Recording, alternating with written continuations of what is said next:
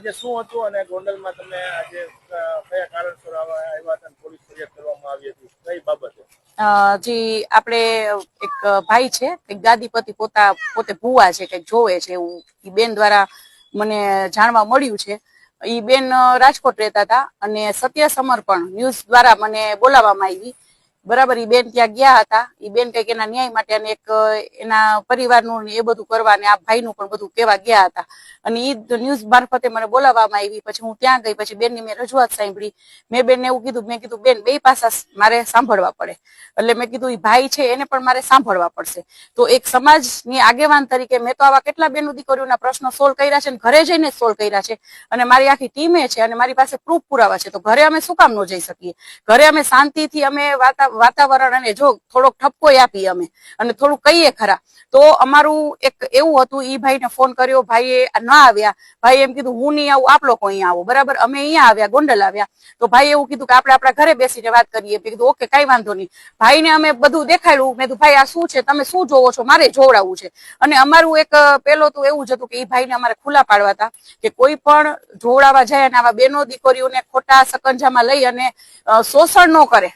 બરાબર, અને ઈ ભાઈની પૂરેપૂરી તૈયારી હતી આ બેનનું શોષણ કરવાની.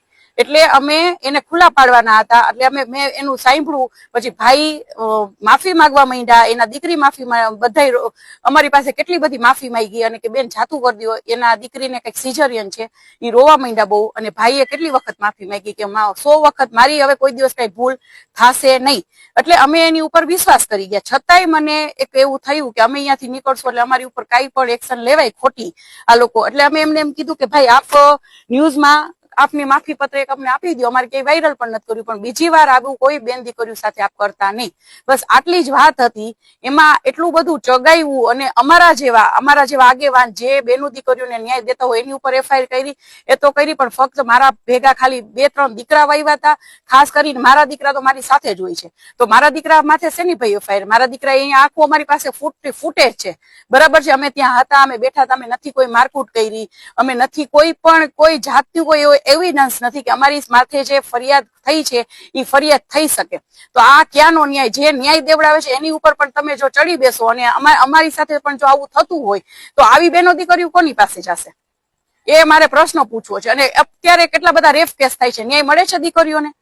બરાબર, મને એવું કહેવામાં આવ્યું કે તમે તો મેં કીધું ભાઈ હવે અમારે ગુના કરવા છે તો બીજું તો શું કરીએ? અમે ઘરે ગયા, એ અમારી ભૂલ તો કેવી રીતના ભૂલ? અમે કઈ અહીંયા જઈને બીજી તમે આજુબાજુ વાળાને પૂછી લ્યો, પ્રેમથી નીકળ્યા છીએ, પ્રેમથી ગયા છીએ, તો અમારો કયો ગુનો? હું એક સામાજિક આગેવાન તરીકે હું કોઈના ઘરે ન જઈ શકું?